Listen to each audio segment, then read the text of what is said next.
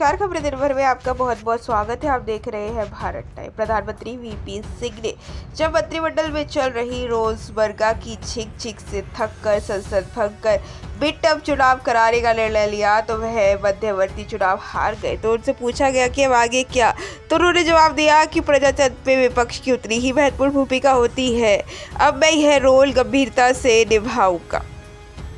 ये है आदर्शवादी बात शायद उस समय उस युग के लागू हो सकती थी, पर अब समय बदल गया है। इसका प्रत्यक्ष आभास उस समय हुआ जब चुनाव की पूर्व संध्या को टिकट विकेट बांटे जा रहे थे, पर्चे भरे जा रहे थे। रात्रि को 12-12:30 बजे नवल्ली से लंबी बातचीत करने में उन्हें तिलक नगर आवास में उठकर अपने घर के लिए रवाना हुआ।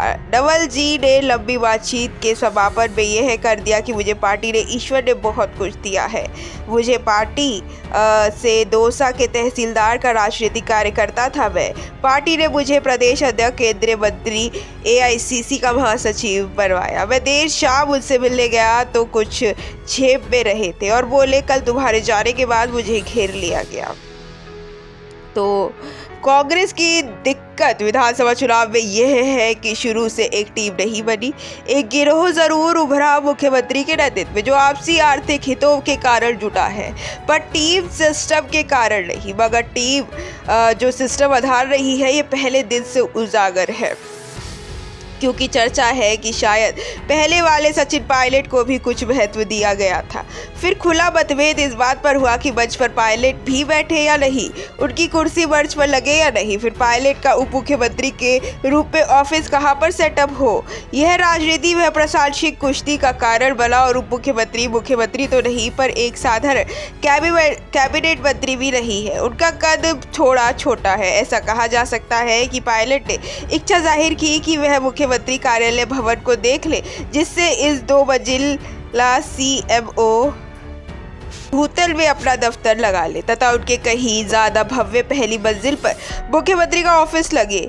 मुख्यमंत्री वसुंधरा राजे भी भव्य प्रथम मंजिल को ही मुख्यमंत्री कार्यालय के रूप में काम लेती थी। शायद पायलट की मंशा रही होगी कि मुख्यमंत्री व उप मुख्यमंत्री दोनों के दफ्तर एक ही भवन में होंगे तो शायद बेटर तालमेल बैठे दोनों के बीच। पर जब वह के सीएमओ पहुंचे तो बिल्डिंग थी तथा अधिकारी चाबी लेकर कहीं चला गया। चर्चाओं के अनुसार सीएमओ को सलाद से।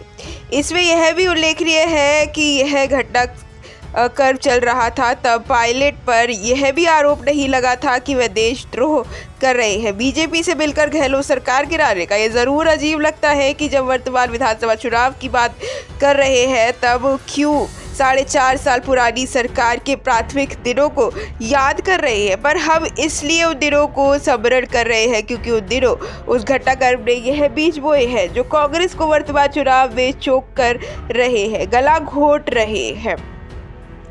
अगर गिरोही टूट गया तो वह है कि सभी सदस्य साधारण व्यक्ति हो जाएंगे, पुराने मुर्दे भी उखाड़े जा सकते हैं। इसलिए गहलोत पुराने विधायकों को ही पुनः टिकट देने के लिए हाईकमान के समक्ष दाम दंड भेद का उपयोग करते हुए संघर्ष करते रहे, पर गिरोही जीवित रहे और गिरोही के सदस्यों को हित आगे भी सुरक्षित रहे। इसके लिए अब चुनाव के बाद लीडर ऑफ अपोजिशन बनने का लक्ष्य निर्धारित किया है। गिरोही के नेता ने लीडर ऑफ अपोजिशन की हैसियत से वह सरकार से कुछ न कुछ सौदेबाजी करने की स्थिति में बने रहेंगे, अन्यथा फिर जीत भी गए तो साधारण व्यक्ति ही विधायक ही बने रहने की असुरक्षा भी भावना बरकरार बनी रहती है। इससे बेहतर स्थिति यह मानी जाती है कि कुछ बराबर सी सीटें आए दोनों दलों की और बैलेंस पावर अपनी बागी उम्मीदवारों के साथ में हो। इस स्थिति में ज्यादा सौदेबाजी का मौका हाथ में रहता है और भाग्य ने साथ दिया तो पुनः मुख्यमंत्री बनाने का अवसर भी मिल सकता है। यह सब पेचिया साजिशें करने की जरूरत ही नहीं पड़ती अगर हाईकमान मजबूती से एक बार एहसास करा देता कि हाईकमान ही हाईकमान है। क्षेत्रीय सीमा कुछ नहीं है, समाधारण जटिल नहीं था, पर कांग्रेस का हाईकमान अपने पत्ते सही ढंग से नहीं खेल सका, या तो हिम्मत नहीं जुटा सका और सीधा समाधान उलझा रहा था। यह सब जनता के सामने हो रहा था। जनता को रिझाने के लिए दिन प्रतिदिन आकर्षक नारे दिए जा रहे थे, पर कितना भी जादू करो ये नारे लूट को जनता के निगाहों से ओझल नहीं कर पा रही। ऐसे ही तमाम खबरों को जानने के लिए आप हमारे साथ बने रहें। हमारे चैनल को लाइक करें, सब्सक्राइब करें और बेल आइकन दबाना बिल्कुल भी ना भूलें।